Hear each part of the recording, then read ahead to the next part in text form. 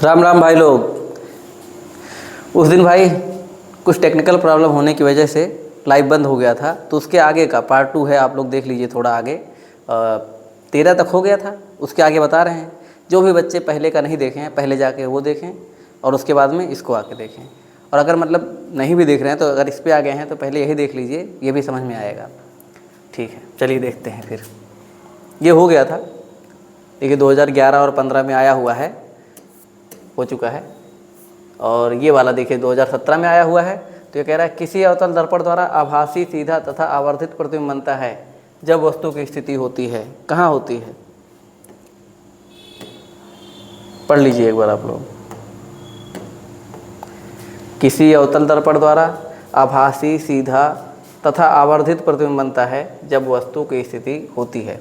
आभासी और सीधा और आवर्धित मतलब बड़ा कब बनता है, जब वस्तु जो होता है दर्पण या ध्रुव बोलते हैं या फिर दर्पण व फोकस के बीच में। जैसे वो देखिए कहाँ बनता है, अगर वो बनाना मैं दिखा दूँ थोड़ा सा ऐसे शॉर्ट में।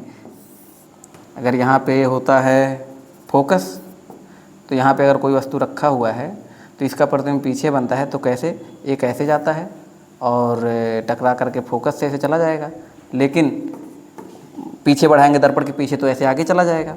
और अगला जो होता है वो कहाँ से जाता है भाई, वो जाता है वक्रता केंद्र से, ऐसे सीधे जाएगा और यहाँ पीछे वक्रता केंद्र से निकल जाता है और इसको आगे बढ़ाएंगे तो यहाँ जाके मिलेगा। तो यह जहाँ मिला उसी को मिला देते हैं। तो यही तो हमारा प्रतिबिंब बनता है, ये ए ये बी, तो प्रतिबिंब बन जाता है ए डैश और बी डैश। तो ये आभासी भी है, दर्पण के पीछे बन रहा है, आभासी भी है और सीधा भी है और वस्तु से बड़ा। ये सबसे ज़्यादा बार एग्जाम में आया हुआ है। जब दर्पण के ध्रुव और फोकस के बीच में होता है तो वस्तु का प्रतिबिंब कहाँ बनता है, सबसे ज़्यादा बार आया हुआ क्वेश्चन यही है इस चैप्टर से। आगे है किसी वस्तु का वस्तु से बड़ा आभासी प्रतिबिंब बनता है। अभी अभी देखा गया है, पिछले वाले क्वेश्चन में था बड़ा और आभासी प्रतिबिंब किससे बनता है, सिर्फ अवतल दर्पण से।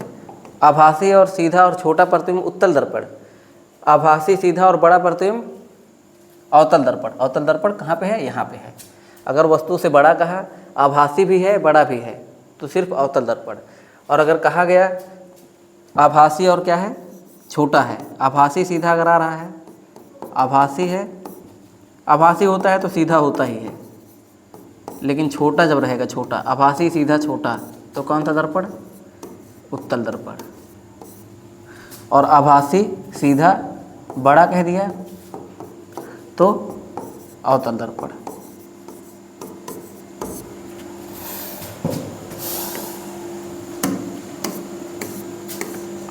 अवतल दर्पण के फोकस और वक्रता केंद्र के बीच स्थित वस्तु का प्रतिबिंब कहाँ बनता है। फोकस और वक्रता केंद्र के बीच, कहाँ नहीं पूछ रहा है, कैसा बनता है। अवतल दर्पण के फोकस और वक्रता केंद्र के बीच वस्तु का प्रतिबिंब बनता है। तो अगर अवतल दर्पण है तो वो वास्तविक बनाता है, अगर अवतल दर्पण है तो कैसा बनाता है, वास्तविक और उल्टा तो बनाएगा ही बनाएगा। लेकिन यह है कहाँ पे, फोकस और वक्रता केंद्र के बीच में। तो पहले देख लेते हैं कहाँ गया, वास्तविक और उल्टा, वास्तविक और उल्टा, आभासी सीधा, ये दो ऑप्शन तो खत्म हो जाएंगे। आभासी सीधा खत्म हो जाएगा। और देखिए यहाँ पे अगर मैं बना दूँ, किसके किसके बीच में है भाई, फोकस और वक्रता केंद्र, फोकस और वक्रता केंद्र यहाँ पे जब होता है तो एक तो मान लीजिए ऐसे समांतर जाएगा और टकरा के फोकस से चला आएगा, ठीक है। और दूसरा अगर हम कह रहे हैं फोकस से भेज दें तो टकरा के मुख्य अक्ष के समांतर हो जाएगा। तो लगभग ये मान लीजिए इसको मैं यहाँ बढ़ा दूँ तो लगभग यहाँ तो वस्तु से बड़ा बनेगा। कैसा बनेगा, ये छोटा है और ये बड़ा है, बनने को दूसरे तरीके से बन गया है लेकिन ये बड़ा है। जैसे जैसे वस्तु नज़दीक आता है वैसे वैसे प्रतिबिंब उसका बड़ा बनता है।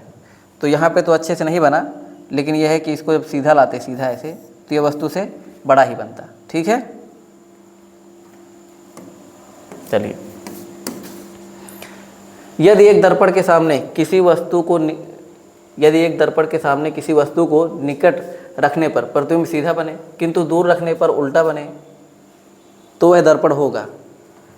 उत्तल दर्पण हमेशा सीधा बनाता है, तो तुरंत आप मार सकते हैं कौन सा दर्पण बनाएगा, अवतल दर्पण ही। उत्तल दर्पण हमेशा ही सीधा बनाता है, उल्टा सीधा दोनों बनाने वाला दर्पण कौन सा है, सिर्फ अवतल दर्पण। उत्तल दर्पण कैसा बनाता है, हमेशा हमेशा ही सीधा बनाएगा। लेकिन अगर उल्टा और सीधा की बात करें, वो नज़दीक, ये बात अलग है कि नज़दीक दूर जो भी कहा है, आप देखते ही समझे कि एक बार उल्टा बनाया एक बार सीधा बनाया। तो उल्टा सीधा सिर्फ अवतल बनाता है, अवतल दर्पण ही बनाता है, और सीधा सिर्फ उत्तल दर्पण बनाता है।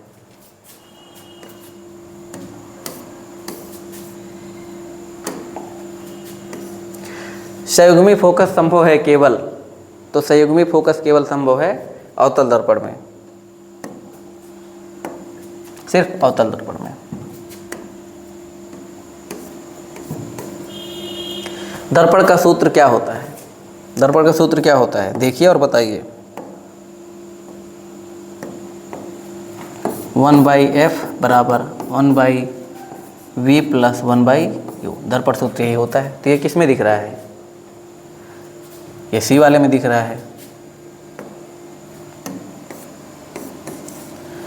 किसका दृष्टि क्षेत्र सबसे अधिक होता है, किसका दृष्टि क्षेत्र सबसे अधिक होता है, तो उत्तल दर्पण का होता है। पढ़िए और बताइए जल्दी जल्दी। वाहनों में पश्च दृश्य के लिए सामान्यतः कौन सा दर्पण उपयोग किया जाता है। आप लोग यहाँ नंबर देखिए और उस नंबर का कमेंट कीजिए कि किस नंबर का कौन सा सही है, ठीक है। वैसे वाहनों में पश्च दर्पण में कौन सा होता है मैं बता रहा हूँ, और आप लोग भी कमेंट करके बताइए।